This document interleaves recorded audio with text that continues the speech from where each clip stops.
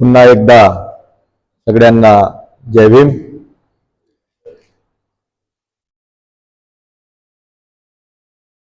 मला तर समारोप करावाच वाटत नाही आहे, कारण हे काम सतत अहोरात्र चाललं पाहिजे. कारण देश घडवायचा आहे. या देशात आम्हाला समता प्रस्थापित करायची आहे असं 22 प्रतिज्ञाच्या 10व्या प्रतिज्ञामध्ये लिहिलेलं आहे. आम्ही सगळे समता प्रस्थापित करण्याकरता प्रतिज्ञाबद्ध आहोत, हे विसरून काम चालणार नाही.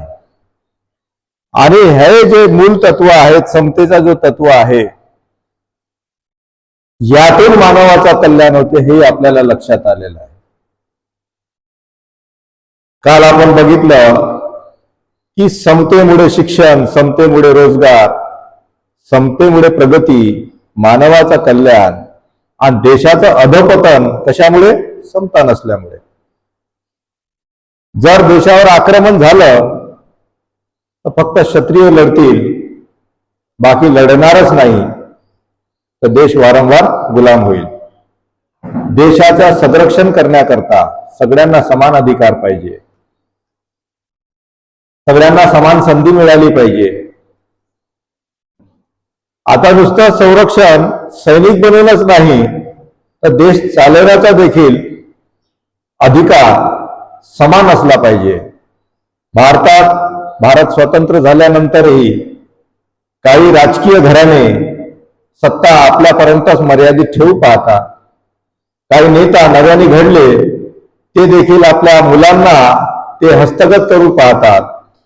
मी, माझ्यानंतर माझा मुलगा, ही जी पद्धत भारतात जी सुरू झालेली आहे ही विचित्र आहे. 22 प्रतिज्ञामध्ये एक प्रतिज्ञा अशी आहे, सगळे मनुष्य समान आहे. मग जे घराणा चालवतात त्या लोकांना वाटतं तरी का की सगळे मनुष्य समान आहेत, पण माझा पोरगा सोडून तो विशेष आहे, असं वाटतं ना? तेव्हाच मग आपल्या मुलाला मग सत्ता दिली जाते.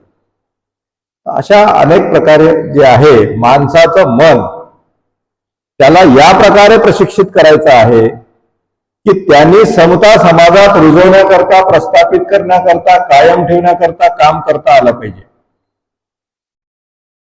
आता एखाद्या माणसाचं मन घडवलं म्हणजे काम होतं का? समाजाचं मन घडवावं लागेल. आणि समाजातले लोक जे आहेत ते आता 140 करोड लोक आहेत. या 140 लोकांपर्यंत, करोड लोकांपर्यंत आपण ही जे सिद्धांत आहेत, हे सिद्धांत कसे मोलाचे आहेत हे पटवून देण्याची जबाबदारी कोणाची? बौद्धांची नक्कीच आहे. तर बाबासाहेब दीक्षाभूमीवर म्हणतात की एका काळी बुद्ध एकटे होते, त्यांनी पटवलं, 5 भेटले, संघ झाला, आणखी वाढले, आणखी वाढत आता जगाच्या प्रत्येक कानाकोपऱ्यामध्ये तुम्हाला बौद्ध लोक सापडतात. पण आता बौद्ध झाले, पण ती सामर्थ्य, जे समता, स्वातंत्र्यता, बंधुभाव, न्याय, हे मानव कल्याणकारी नीती आहे, ते पटवून देण्याचं काम त्यांना जमतं का? तर हे सामर्थ्य देखील त्यांच्या डेव्हलप झालं पाहिजे. यासाठी आपल्याला प्रशिक्षणाची गरज आहे. बाबासाहेब संघटन निर्माण करतात, बुद्धिस्ट सोसायटी ऑफ इंडिया, त्यात सांगतात प्रचारकांची संख्या आपल्याला पाहिजे. त्यासाठी आम्हाला सेमिनरी करावी लागेल. सेमिनरीमध्ये अनेक धर्माचे तुलनात्मक अध्ययन करून तो कार्यकर्ता तयार झाला पाहिजे, प्रचारक तयार झाला पाहिजे. आणि मग तो प्रचारक ठिकठिकाणी जाऊन प्रचार करेल आणि तो वेगवेगळ्या ठिकाणचा असला पाहिजे. म्हणजे भारतातल्या कानाकोपऱ्यातून प्रचारक प्रशिक्षण घ्यायला आलं पाहिजे. तर आपल्याला भाषेचा प्रॉब्लेम जाणार नाही. समजा तमिळनाडू मधून प्रचारक तयार व्हायला आला, त्याला हिंदी येते आणि इंग्लिश येते. महाराष्ट्रामध्ये त्यांनी प्रशिक्षण घेतलं तर तो त्याच्या देशात जाऊन, त्याच्या प्रदेशात जाऊन तो प्रचार करू शकतो त्यांच्या भाषेत.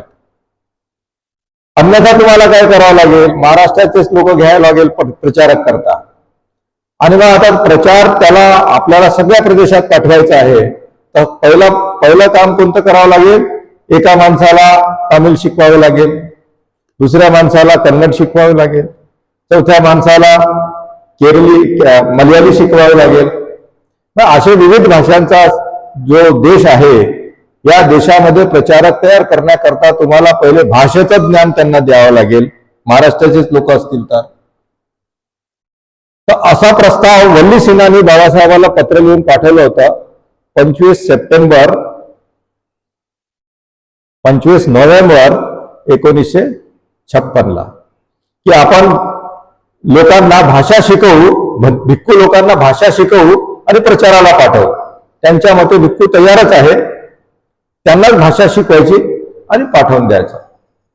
बाबासाहेब म्हणले की भिक्षूचा संघ आदरणीय आहे, तो तुम्ही म्हणता खूप चांगली आयडिया आहे. त्यांची पद्धत होती की एखाद्या माणसाचं मत खोडण्याकरता त्याला पहिले स्वीकारतात, त्याला चांगलं कसं आहे ते सांगतात, नंतर मग त्याच्यापेक्षा मजबूत मुद्दा मांडतात आणि सांगतात यापेक्षा असं केलेलं जास्त बरं आहे.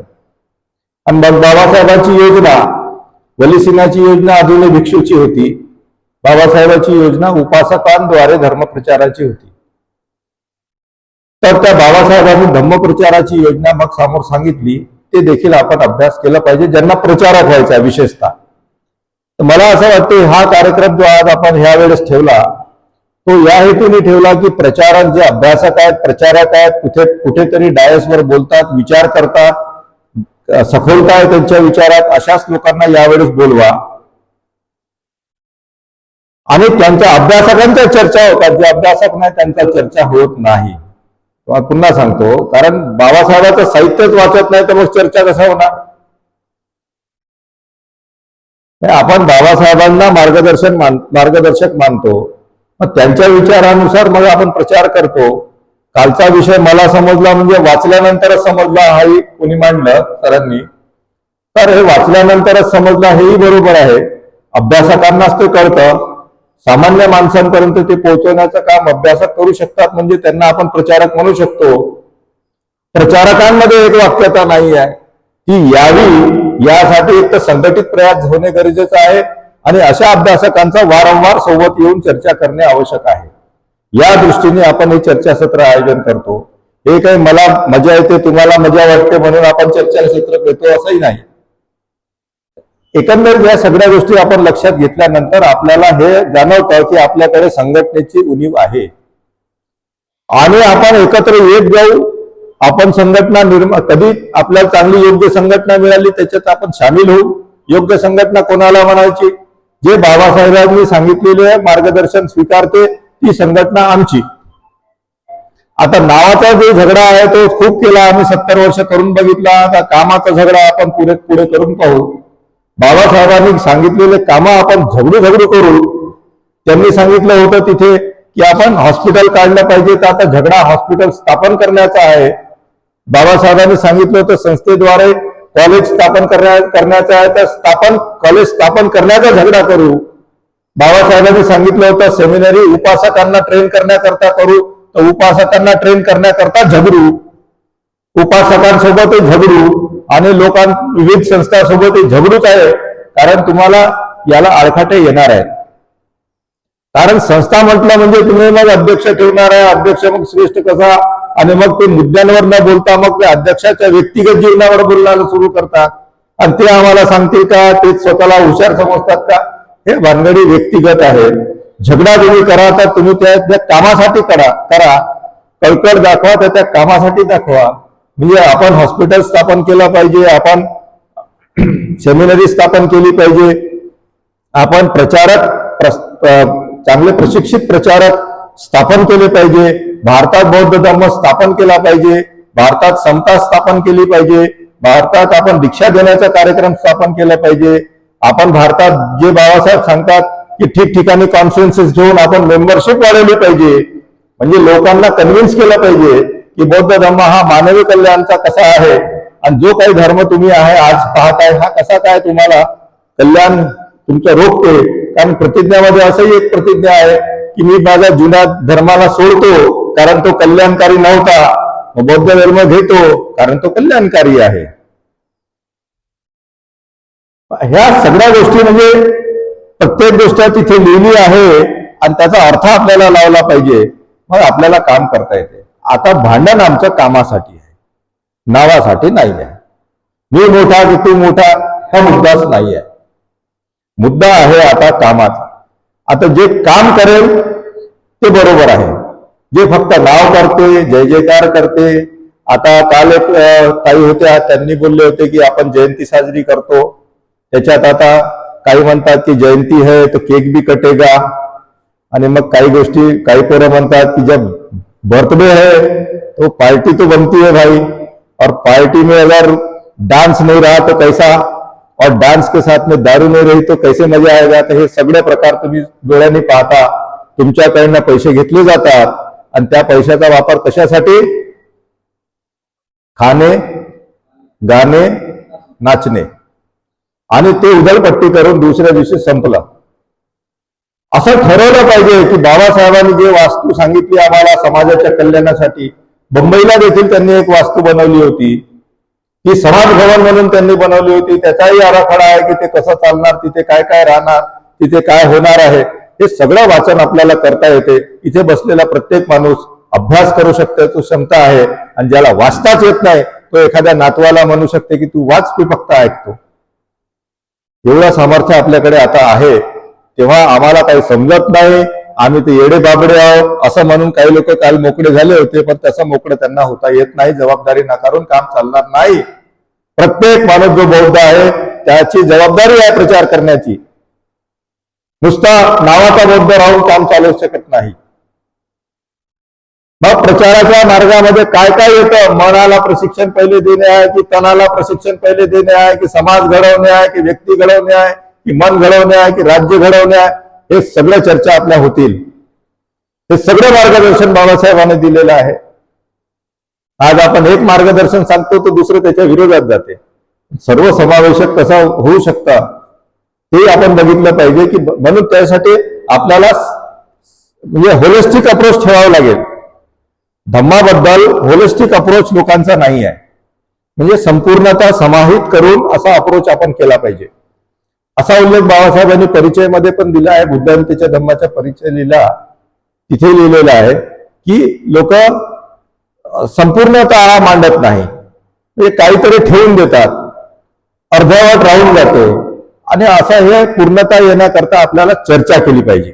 मुद्दा कसा आहे, संपूर्णता एखाद्या पुस्तकामध्ये एखाद्या भाषणामध्ये येत नाही, म्हणून आपण चर्चा केली पाहिजे, वारंवार बैठका घेतल्या पाहिजे आणि विश्लेषण करून मग समोर आपण गेलं पाहिजे. संघटन चालवलं पाहिजे. मुख्य मुद्दा तो आहे. आपल्याला धम्माचा प्रचार करायचा आहे की नाही करायचा आहे, पहिला मुद्दा तो आहे. जर उत्तर हो आहे तर आपल्याला संघटन करावं लागते. आणि मग प्रचार करायचा आहे तर संघटन पाहिजे. संघटन यासाठी पाहिजे कारण त्याच्यावर नियंत्रण राहते, प्रचारकांवर नियंत्रण राहते. बुद्धांनी प्रचारकांवर नियंत्रण ठेवलं. आजच्या काळात आपल्याला प्रचारकावर नियंत्रण, जर संघटन नसेल, संघटन तर्फे ते माणूस नसेल, आज तुमच्याकडे प्रचारकांना काही करू द्या, नियंत्रण काहीच नाही आहे. तुमचा प्रचारक हा पगारी असला पाहिजे, हे बाबासाहेबांचं म्हणणं आहे. पेड प्रचारक. He may be married but must be paid. अर्थ आहे त्याला, मे आणि मस्टला अर्थ आहे. आता जे प्रचारक आहेत आधी ते काय ते पगारी आहेत. जर पगारी नसेल, काही बोलला, तुम्ही काय बिघडू शकता त्याचं? पगारी असला तर काय बिघडू शकता? पगार कट, ड्युटी खतम. कोण आहे आता ड्युटी सोडणारा माणूस एखादा सांगा? जर तो प्रोटोकॉलनुसार वागला नाही त्याची ड्युटी जाते. प्रचारकामध्ये ही पद्धत नव्याने जी बाबासाहेबांनी आणली, तुम्हाला तर पचवताच आला नाही बाबासाहेब. ही जी प्रचारकाची भूमिका आणि ती पेड वर्करची भूमिका आहे, ही तुम्हाला पचवता आली नाही, ते तुम्हाला डायजेस्ट झालं नाही. बाबासाहेब म्हणतात की मिळकतीचा 20वा भाग धम्मप्रचारासाठी यंत्रणेला निर्माण करण्याकरता तुम्ही दिला पाहिजे. ते आपण केलं नाही. पण दिलं तर कोणाला दिलं पाहिजे? संघटन तसं सज्जही नव्हत्या. मग आम्ही द्यायचं कोणाला हा प्रश्न आला. मग खूप साऱ्या संघटना झाला, pay back to society, political party, हे ते सगळ्यांनी त्याच्यावर दावा बोलला की बाबासाहेब बोलले होते आम्हाला मिळकतीचा 20वा भाग. काही लोकांचं 20% सांगून टाकलं. गणित येत नाही त्यांना, पण ते 20वा भाग घ्यायला बिलकुल तयार आहेत. तर ते 20वा भाग घ्यायला तयार झाले. त्याच्यातून अनेक पॉलिटिकल पार्ट्यांनी पण घेतला, पण धम्मा प्रचाराची नवीन यंत्रणा तयार करण्याकरता तो 20वा भाग देणे आहे. तो या अगोदर कोणी तयार झाला नाही, तर आता आपण तयार झाला पाहिजे. कारण धम्म प्रचाराकरता आपल्याला दीक्षा पहिले मिळाली, आपली तयारी जिम्मे, आणि भाषण आपल्याला नागपूरला मिळालं, इथे भाषण दिलं नाही, पण भाषण प्रिंटेड करून आपल्याला मिळालं. तो तिथलीच ज्योत घेऊन इथे आले, ती ज्योत आता फिरणार होती दीक्षाची मोहीम. भाषण तेच आहे. उद्देश काय आहे आमचा धम्मा प्रचाराचा आणि धर्मांतराचा, तोही आपल्या लक्षात घेतला पाहिजे. आणि धर्मांतरांशिवाय संख्या वाढत नाही. लोक सातत्याने विहारांनी काय केलं पाहिजे, लिहिलं आहे बाबासाहेबांनी की विहारात रविवारी गेला पाहिजे, वंदना केली पाहिजे. करता येते का वंदना? कोणाला येते वंदना? करता येते का वंदना? नाही, वंदना येणे आणि वंदना करता येणे याच्यात फरक आहे. याच्यात फरक आहे. गाथा त्या 500 भिक्खूंनी होत्या ना पटिसेन जवळ, त्या 500 भिक्खूंनींना गाथा इतक्या पाठ होत्या, त्यांना सरळही यायची आणि उलटही यायची, एवढ्या पाठ होत्या. पण त्या गाथ्याचा अर्थ समजत होता का? त्याला पट्टिसेनाला समजत होता. त्या बायांना, त्या भिक्खूंना समजत नव्हता. आता हुशार कोण आहे? ज्यांना गाथा येते ते की पट्टिसेन? एकच गाथा येते पण अर्थ माहिती आहे, आचाराने ते करता येते, समजवणं सांगता येते, प्रश्नाचे उत्तर येते. हुशार कोण? पट्टिसेन तर ते 500 बाया, म्हणजे त्या ज्यांना गाथा येत होत्या पाठ, समोर मागे उलटा सीधा दोन्ही. हुशार केव्हा म्हटलं जाते? जेव्हा त्याला गाथा सरळ तर येते, उलट येते. किती हुशार आहे बाय? तर अशा गाथा पठन करणे म्हणजे धम्म नव्हे, हे नुसती पोपटपंची आहे. त्या पोपटपंचीला विरोध आहे. बुद्धाला आदर व्यक्त करणारे जगात माणूस तरी कोण आहे ज्याला आदर व्यक्त करणार? तुम्ही सांगा, एखादा मानवाचा आदर्श कोणी असेल तर सांगा. तुम्ही कोणाला आदर्श व्यक्त करत असाल किंवा आदर व्यक्त करत असाल तर यापेक्षा भयंकर मोठा आदर्श आहे तरी कोणता? बुद्धत्व हे मानवाचा उत्कृष्ट लेवल आहे. त्या मनाची उंची त्यांनी साध्य केलेली आहे. अष्टांगिक मार्गाला चालून त्यांनी आपला उच्चांक गाठला आहे. सम्यक समाधीचा अर्थ असा होतो की मनाला ज्या अकुशल प्रवृत्ती असतात त्या नष्ट झाल्या. पण अकुशल कशासाठी? अष्टांगिक मार्गाच्या आचरणासाठी अकुशल, विरोधी, विसंगत अशा चित्त प्रवृत्तीला खतम करून ज्या याला अनुरूप प्रवृत्ती आहे याची निर्मिती करणे म्हणजे सम्यक समाधी होय. नाही तर पुन्हा वाचा बुद्धांचं धम्म, पुन्हा वाचा ते. 10 वेळा वाचताय ते पुस्तक आहे तुमच्याकडे. आता कोणाला म्हणावं नाही लागत, सांगरे बापू, सांगरे बापू, सांगरे बापू, सांगितलं नाही सांगितलं. कोणा भंतेला बोलवलं 10 वेळा तो परित्राण पाठ ठेवायला सांगितलं, तेच सांगणार नाही. जे तुम्ही प्रश्न विचारता तेच नाही सांगणार, कारण तुम्ही 11 वेळेस बोलवणार नाही. पण तो आचार्य निष्ठी ठेवून तुम्हाला ते सांगतच नाही. आता तुमच्याकडे मुद्दे आले आहे, सगळं तुम्ही अभ्यास करू शकता. सम्यक समाधी नाकापासून नाकाला पाहणे, पायाला पाहणे इथपर्यंत मर्यादित नाही आहे. हे काय आहे, कसं आहे, कोणासाठी आहे, त्याच्याने काय होते, मनाला कसं प्रशिक्षण लागते आणि मन कसं तयार झाला पाहिजे, तो माणूस कोणत्या गोष्टीसाठी सज्ज झाला, सगळ्याचे प्रश्न द्यावे लागेल. जो प्रश्नाचे उत्तर देत नाही तो बदमाश आहे. तुम्हाला आहे तो स्वतःला प्रचारक म्हणतो पण प्रश्नाचे उत्तर देत नाही, बदमाश आहे. त्याला वाटतं आता लोकांचं अज्ञान आहे, अज्ञानतेचा फायदा घेणारे लोक भरपूर पुरोहित झाले आहेत समाजात. प्रश्नांचे उत्तर तुम्हाला द्यावे लागेल. बुद्धांनी कधीही कोणाला प्रश्नाचे उत्तर दिले नाही असं झालं नाही आहे. फक्त त्यांनी काही प्रश्न ज्याच्यातून मानव कल्याण होत नाही, कारण प्रयोग करून पहा मानव कल्याण होत नाही, जगाचा अंत कुठे आहे माहित नाही. आणि सांगितलं असीम आहे की सीमा आहे त्याला. आता काय सांगायचं, जे असीम आहे त्याला आपण ज्ञातच कसं करायचं? जे ज्ञात होऊ शकत नाही ते उत्तर तरी कसे द्यायचे ते आता नंतर ठरत बसेल. पण बुद्धाचा धर्म कशासाठी आहे तर 4 गोष्टी महत्वाच्या आहेत.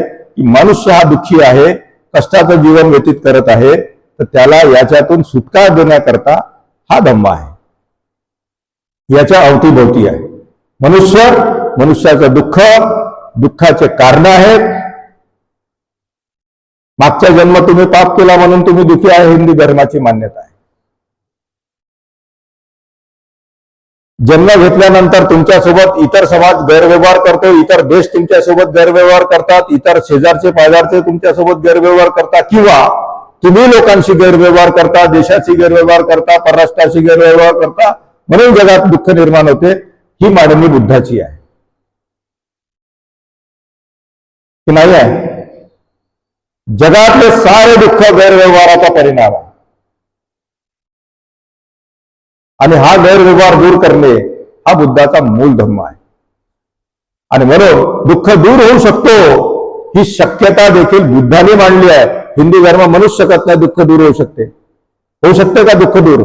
कारण जे दुःख तुमच्या मागच्या जन्माच्या कर्मामुळे या जन्माला तुम्हाला मिळालेलं आहे, या जन्मात तुम्हाला शूद्राचा जन्म मिळाला म्हणजे दुःखाचा मिळाला, स्त्रियाचा मिळाला म्हणजे दुःखाचा मिळाला, तुम्हाला कोणतेही अधिकार नाकारले गेले. इथला धर्म जो आहे, प्रस्थापित धर्म जो आहे, तो असं सांगतो. तर ह्या आता एकदा तुमचा जन्म झाला तर तुम्हाला या सगळ्या दुःखातून जावं लागेल. मरण्यापर्यंत तुम्हाला हे दुःख भोगण्याकरताच तुम्ही मृत्यू लोकमध्ये किंवा पृथ्वी लोकमध्ये आले आहे. आणि मेल्यानंतर तुम्ही आता या जन्मात जे काही कर्म कराल त्यानुसार पुढचा जन्म.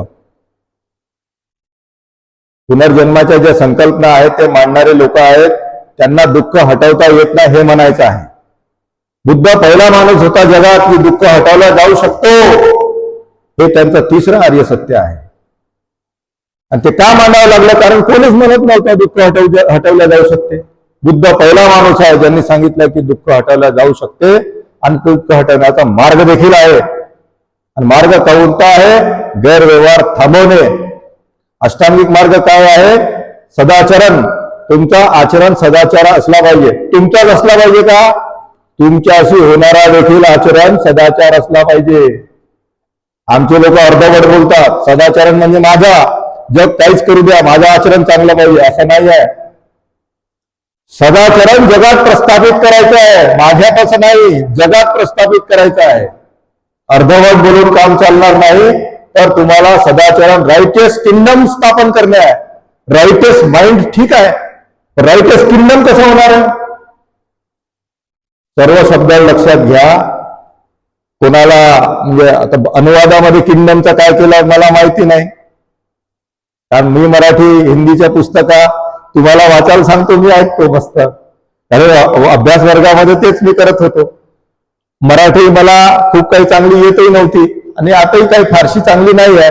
पण तुमच्याकडनं जे काही आत्मसात केलं, तुमचे शब्द घ्यायचे, तुमच्यासोबत चर्चा करायची, असा तो माझा प्रकार होता. त्याच्यातून जे काही मला मराठी जमते, मराठीमध्ये मी तसंही जास्त बोलत नाही, मी हिंदी बोलतो. पण चंद्रपूरचा आग्रह आहे की तुम्ही मराठी बोललं पाहिजे, त्याच्यामुळे मराठी बोलावं लागते. तर एकंदरीत हे चांगलं आहे की मला तुमच्या सोबत संवाद साधता येतो, एवढं तरी काम जमते. मुख्य मुद्दा तो आहे की आपल्याला धम्माचा प्रस्थापित करण्याकरता काम करणे आहे. तर त्याचे उद्देशही आम्हाला माहित पाहिजे की याच्यातून साध्य काय काय होणार आहे. आम्ही माणसाच्या मनाला साध्य म्हणजे वळण लावणार आहोत की देशाला पण वळण लावणार आहोत की जगालाही वळण लावणार आहे, हे आपल्या लक्षात आलं पाहिजे. तुमच्यासोबत होणारा गैरव्यवहारामुळेच तुम्ही दुःखी होते. तुम्ही काही मनाला प्रशिक्षण लावलं नव्हतं की तुम्ही स्वतः शील पाळत नव्हते म्हणून दुःखी नव्हते. शील पाळत नव्हते याचा अर्थ काय? तुमचे पूर्वज काय दारू पिणारे होते का? तुमचेच पूर्वज दारू प्यायचे, बाकीचे नव्हते का? बरं, तुमचेच लोक कत्तली करायचे आहे. आणि ज्यांना शस्त्र धारण करण्याचा अधिकार नाही ते काय कत्तली करणार आहेत का लोकांच्या? बाबासाहेब म्हणतात आमच्या महिला अशा नव्हत्या, अस्पृश्य होत्या, ठीक आहे, पण आपली इज्जत आबरू राखणाऱ्या होत्या. आमचे माणसंही चांगले होते, मजबूत होते, शूरवीर होते, तेव्हा रक्षणही करू शकत होते आपल्या लोकांचा. मग असे लोक शीलवान राहतात आणि सत्यासाठी लढणारे असतात. लढाई कशासाठी असते? आमचे लोक लढवय्या होते असं बाबासाहेब म्हणतात. लढतात कोण? जे शूरवीर असतात. आणि कशासाठी लढतो आम्ही? नीती विसंगत कोणी व्यवहार करत असेल तर लढतो. महार लोक कधीच बुद्धिस्ट झाले नाही, म्हणून अस्पृश्यामध्ये गिनती आली. असं आहे ना? कारण आम्ही चुकीच्या गोष्टीला आम्ही बळी पडलो नाही, म्हणून आम्ही त्या वर्णवादी व्यवस्थेमधून बाहेर पडलो. कारण त्यांच्या वर्णामध्ये आम्ही मिळूच शकत नाही. आम्ही स्वतःला शूद्र म्हणायला तयार नाही, त्यांची हाजीवजी करायला तयार नाही. बुद्धिस्ट लोक होतो पहिलेपासूनच बुद्धाच्या काळापासून आम्ही कधीच त्या ब्राह्मणवादी धर्माला आम्ही काही स्वीकारलं नव्हतं आणि म्हणून आम्हाला अस्पृश्य केलं, अशी मांडणी बाबासाहेबांची आहे. तेव्हा आमच्यापासून फार अपेक्षा आहेत बाबासाहेबांच्या, आणि म्हणून आम्ही अभ्यास केला पाहिजे, आम्ही लढलो पाहिजे. आणि लढाई कशासाठी ते तुम्ही घेऊन लक्षात घेतलं पाहिजे, कारण योग्य उद्देश समजल्याशिवाय आपल्याला लढाई पण मजबूत करता येत नाही. आमची लढाई कोणती असेल, बौद्धिक लढाई लढायची आहे की शस्त्राची लढाई लढायची आहे की शास्त्राची लढाई लढायची आहे, ते तुम्ही बघून घ्या. आणि कोणती लढाई मजबूत राहते ते पाहून घ्या. शस्त्राच्या लढाईमध्ये तुम्ही हारू शकता, पण शास्त्राच्या लढाईमध्ये ते हारू शकतात. मग तुम्ही तुमची लढाई लढली पाहिजे ना, तुमची लढाईच ते आहे. बुद्धाला भिक्खू लोकांनी विचारलं की तुम्ही आम्हाला नेहमी लढवय्या म्हणून म्हणता, आम्ही कशाचे लढवय्या आहोत? त्याचे उत्तर बुद्धांच्या धम्मामध्ये आहे. तर ह्या गोष्टी आपण लक्षात घ्या. आणि एकंदरीत आम्हाला हा लढा समोर थांबवायचा नाही आहे, समोर वाढायचा आहे. तर किमान आता काही लोक मिळून पुढचे कार्यक्रम आयोजन करा. कार्यक्रमामधून मला वाटतं कोणालाच नुकसान झालेलं नाही आहे. त्यांचे 2 दिवस चांगली बौद्धिक, जसं माणसाला पोट असतं तसं माणसाला डोकं देखील असतं, त्याची भूक लागते त्याला. ही भूक भागवल्याची समाधान तुम्हाला आता वाटेल. आणखी हे वाढत जाते, तेव्हा आपण हे सतत असे कार्यक्रम घेतले पाहिजे. आणखी अधिक बुद्धिमान लोकांना याच्यात आपण प्राचारण करू, आणखी लोकांना बोलवू. कारण एका व्यक्तीची जी बुद्धी आहे ती कमी पडते, म्हणून आपण सामुदायिक बुद्धीसाठी असं डिस्कशन अरेंज करतो आणि इतर लोकांचे मत घेऊन आपली बुद्धी आपण वाढवतो. पार्लिमेंट त्याच्यासाठी आहे. एकट्याने जर करायचं असतं तर राजा स्थापन केला असता भारतात बाबासाहेबांनी. पण बाबासाहेब म्हणतात मी बुद्धाच्या योजनेतून पार्लिमेंटरी व्यवस्था स्थापन केलेली आहे. तर तेव्हा ही पार्लिमेंटरी व्यवस्था राजनीतीमध्ये आहे, समाजकार्यामध्ये, समाजनीतीमध्ये आपल्याला पार्लिमेंटरी वज्जी लोकांसारखं वागलं पाहिजे, हेही लक्षात घेतलं पाहिजे. हे असलं तरी आता बघा की आपल्याला संघटन काय करायचं आहे. एकटा स्वतःचं संघटन तुम्हाला चंद्रपूरमध्ये निर्माण करावं लागेल, कारण आता फार अपेक्षा तुम्ही जुन्या संघटनापासून करत आहे ते या पद्धतीचं संघटितरित्या चर्चा करून कणखर भूमिका घेऊन काम करणाऱ्या त्या राहिल्या नाही. राहिल्या असेल तर आपण त्याच्यात सामील करू, आणि जर असतील तर त्याच्यात आपण सामील होऊ आणि संघटितरित्या समोर जाऊ. अन्यथा पुन्हा आमचा शोध तो कायम राहील की चांगली संघटना आल्याशिवाय आम्ही थांबणार नाही. एक तर संघटना आली असेल त्याच्यात आम्ही सामील होऊ, नाही तर आम्हाला संघटन निर्माण केल्याशिवाय काही दुसरा पर्याय नाही आहे. संघटना जास्त असल्या तरी चालेल, एकच लाईन मध्ये काम करणारे असले तर चांगलं आहे. म्हणजे सेना की अनेक टुकड़ी है, पण लड़ाई अगर समझ में आ गई तो सब एक ही दिशा में लड़ाई करेंगे. पण संघटना जास्त झाल्या म्हणून काही तुम्ही हे करू नका, म्हणजे खूप खराब झाला असं नाही. फक्त दिशा आणि समज आपली बरोबर आहे, लढाई कशासाठी लढतो ते माहित पाहिजे, म्हणजे आपलं नेमकं बरोबर होते. असो खूप साऱ्या गोष्टी काल आज आलेल्या आहेत. आता अलग अलग प्रश्न निर्माण होतच राहतील. एकाच बैठकीमध्ये किंवा एकाच चर्चासत्रामध्ये सगळे प्रश्न निकालात निघतील असं नाही. अनेकांना वाटते मला हे म्हणायचं होतं, मला चान्स मिळाला नाही. आणि काही लोकांना वाटतं अरे हा प्रश्न मी विचारला पाहिजे होता, तो मी विचारला नाही. असं माझं म्हणणं नव्हतं, असं माझं म्हणणं होतं. माझा तो म्हणण्याचा गैरसमज झाला. तर पुढच्या वेळेसाठी ते सर्व थांबवून ठेवा, सगळं लिहून ठेवा, टिपून ठेवा, अभ्यास वाढवा. आणि पुढच्या वेळेस देखील मी तुमच्यासोबत सामील व्हायला तयार आहे. तुमच्याकडनं खूप काही शिकायला मिळतं. वेगवेगळे मुद्दे कसे प्रेझेंट केले जातात ते शिकायला मिळतं. मला खूप काही शिकायला मिळतं आणि मलाही आवड आहे अशा अभ्यासक लोकांमध्ये येऊन म्हणजे ऐकायला मिळतं मलाही. आणि म्हणून मी साधारण तुमच्यासारखा आहे. मी कुणाचा मास्तर आहे. मी कधीच वर्गात कधी कुणाला म्हणालो नाही की मी कुणाचा मास्तर आहे म्हणून. फक्त आपण सगळे विद्यार्थी आहेत बाबासाहेबांचे. आपण तिथून अभ्यास करतो. फक्त आपलं जे काही अभ्यास केल्यानंतर आकलन होते ते प्रेझेंट करण्याची ट्रेनिंग किंवा आपण तो व्यायाम करत राहतो. तुम्ही आज ऐकून राहिले, मला ट्रेनिंग झाली, मी आणखी काही लोकांसमोर मांडू शकेन. तुमच्यामुळे मला फायदा झाला, यासाठी तुम्हाला धन्यवाद. श्रोता इतके चांगले असल्यावर वक्ता चांगला घडवू शकतात, आणि वक्ता चांगला असेल तर श्रोता चांगले घडवू शकतात. तर मी दोनही बाजूनी विचार करतो की मी वक्ताही चांगला झालं पाहिजे, तुम्ही श्रोताही चांगले आहेत आणि चांगले श्रोता चांगले वक्ता बनतात, हे मला मान्य आहे. नाहीतर इतर संघटनेमध्ये असं होतं की जो एकदाचा वक्ता आहे तो वक्ता राहते आणि कायमचे आमचे श्रोता राहतात. नक्कीच असं झालं पाहिजे की श्रोता वक्ता झाले पाहिजे. म्हणून आपण डिस्कशन करतो की आपण सगळे वक्ता आहोत. त्या ताई पहिल्यांदाच आल्या आणि बोलल्या, छान वाटलं. त्यांनी आपल्या मनातल्या अनेक गोष्टी सांगितल्या, विहारासंदर्भात सांगितलं. हे सगळे प्रश्न आहे, निकाल कोण देणार आहे? संघटन असेल तर यावर उपाय करता येते, संघटन नसेल तर उपाय करता येत नाही. अशीच हाकबोम आमची नेहमी राहणार आहे. म्हणून संघटन नक्की करा, संघटन शिवाय पर्याय नाही. बाबासाहेबांच्या मार्गदर्शनात देखील संघटनच आहे. तुम्हाला संघटन शिवाय काहीच करता येणार नाही. आणि म्हणून संघटनसाठी आपण जसं संघं शरणं गच्छामी इतर धर्मात म्हणत नाही, पण बौद्ध धर्मात तर आपण संघं शरणं गच्छामी म्हणतो. मग आमचा संघ आहे कुठं?